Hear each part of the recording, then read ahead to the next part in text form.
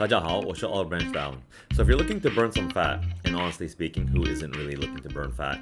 Which exercise is better? Aerobic exercise, or also known as cardio, low intensity steady state, or anaerobic exercise, also known as high intensity sprint training?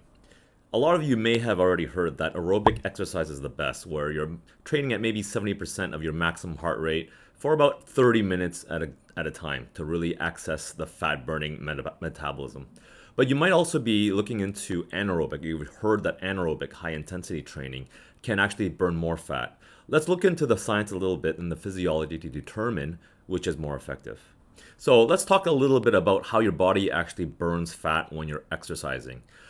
Your body is basically a bag of lots of fat surrounding it. And these fat cells actually come in big clumps. You can look at them as warehouses, okay? The warehouses are normally stationed very far away from the city center. They're usually very big and they contain a lot of cargo inside. Let's just think of this as the cargo as boxes of batteries. And that's basically energy that's stored away. And so when your body's trying to burn energy from these batteries, they actually have to travel quite far away into the warehouses, which is the outskirts of the city, to bring those batteries out. They have to unpack all that cargo, and then they have to take each battery one out of the boxes for them to be eventually be used in the city, which is where your muscles are. And so that's a long process because you have to understand that your body has spent actually many years, if not decades, putting these batteries in boxes neatly into warehouses far away. It didn't just happen overnight. It actually has been happening since you were in puberty, when you're starting to grow, and then through university, you probably put on more fat, and then over the years, you've just stored more and more of these batteries in the warehouses. Okay, let's understand a little bit about how you actually burn fat using the aerobic metabolism. Burning fat actually means lipolysis. That's the proper term for it. And why people understand this to be the best way for burning fat is because aerobic means with oxygen. And it's true, when you're burning fat through the aerobic system, you're actually taking oxygen as well to metabolize the fat. And then you can finally get lots of energy out. This is a long process, okay? What happens is actually your body has to fetch the batteries from the warehouse. It actually has to bring it over. It has to break it down into small chunks, into truck size units, deliver it to the city center where your fat burning centers, your power station is. And those are actually your muscle cells. Inside, they have mitochondria, which is what burns the fat. It has to deliver that little chunks into the mitochondria, into your power station, where then it can actually start to hook it up to the system, and then finally the energy can be used. It's a long, slow process. Now, it's essential for aerobic metabolism to burn fat is to keep it at a low enough intensity, which is why they cap it at 70% of your maximum heart rate. The reason is actually because, not that you can burn more fat, but actually so that you're under a lactate threshold. In other words, when you're starting to exercise at a higher intensity, you start producing a lot of byproducts of exercise. And one of them actually is that lactate, which is a product that you build up, and also hydrogen ions that builds up, and that's what causes the burning sensation, the pain. It's not the lactic acid that causes pain. I've done that in another earlier video explaining why that isn't the case. But in fact, it's the hydrogen ions. When the pain builds up, you have to slow down.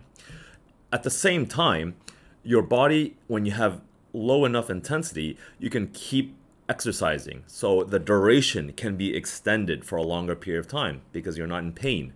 Thereby, you can burn more calories continuously by keeping that pain level at a lower rate. So now when we switch gears to the anaerobic metabolism, anaerobic meaning without oxygen, but more succinctly, we're going to use the term glycolysis.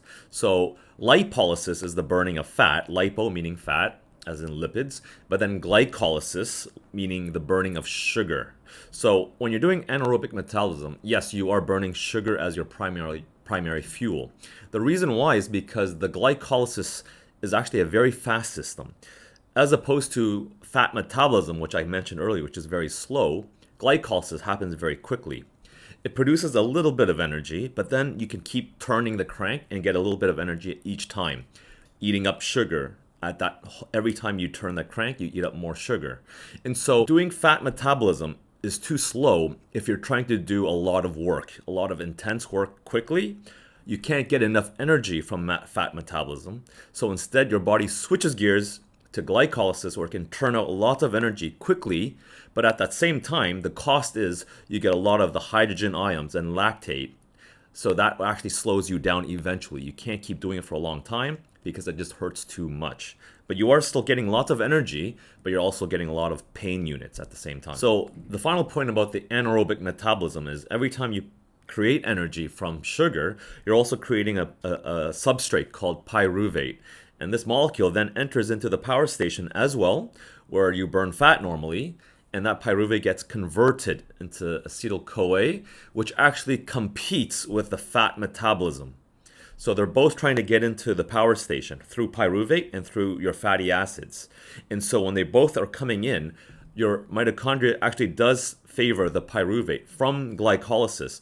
And so this is why a lot of trainers might tell you why you need to do aerobic exercise, because if you do switch over to anaerobic and your intensity picks up too much, it does crowd out the fat metabolism in favor for the pyruvate. So at the same time, your aerobic metabolism is still continuously working. It's just taking it from pyruvate as opposed to your fatty cells. So yes, aerobic metabolism does burn fat, and conventional wisdom tells you that you should be doing that to burn fat. However, this is where I actually disagree, where it is actually not the better strategy if your goal is to burn fat. In fact, you want to do still anaerobic exercise. Why? Because it's not a matter of burning fat while you're just exercising. It's a matter of how much fat is being burnt 24/7. You don't want to just focus burning fat while you're exercising, because you can't be exercising all waking time. You're going to be exercising only a very short window, but then when you're doing aerobic metabolism type of exercise, you're not burning fat once you stop. Whereas when you're doing anaerobic exercise, you're actually burning all the sugar in your liver and your muscles. Your goal is to deplete it completely of all glycogen. So then your body can switch over to the only remaining fuel source left in the body, which is your fat cells. So once you deplete your body of sugar, then you can actually tap into your fat cells, and then you can be burning fat for the rest of the day and not within just 30 minutes of exercise. Not only that, fat contains a lot of energy. It's very energy dense. So just one molecule of a fatty acid can give you so much energy that you need to run for a long time before you can actually use it all up. And you still have so much left in the warehouse. So yes, you are burning fat while you're doing aerobic. The amount of fat that you're actually burning is actually very little, unless you're exercising or you're running all day, which nobody really does unless you're a professional athlete or you're a triathlete, which they do run for hours and swim and bike at the same time. But for normal people who don't have that much time to spend, anaerobic exercise is the better strategy, because you're depleting sugar, not fat, but then you will eventually switch over to burning fat for the rest of the time. Now, of course, this is all under the caveat that when you're eating, when you're finally feeding again, you don't want to fuel your body back with sugar, because then your body will switch off fat burning and go back to burning sugar, and that's counterproductive. So this does come into the diet sphere, where we do need to talk about the diet. This is why they do work both hand in hand. You can't just focus on one and ignore the other. You really want to have a two-pronged approach in this regard, is to have low sugar diet and then burn the sugar as aggressively as you can, so then your body can eventually burn fat.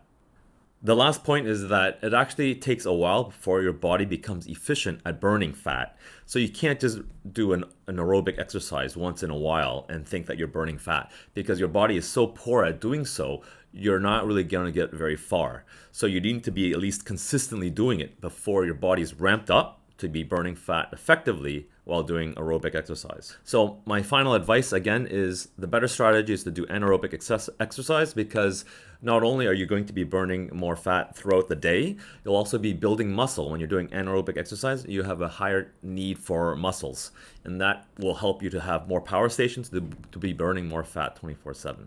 And there's also the EPOC effect, the excess post-oxygen consumption, which basically means if you work really, really hard during the workout, your body actually has produced so much byproducts like pyruvate and lactate that actually becomes recycled in your liver back into more pyruvate, more acetyl-CoA that actually goes back into your power stations. and you're still burning more energy even when you've stopped exercising. So that's it, guys. To sum it all in one sentence, do anaerobic exercise as intensely as you can and have a very low carb diet if you want to burn fat, and you will be melting that fat as we speak. Thank you very much. I hope you found that useful. As always, please leave any questions and comments below, and I'll see you next time.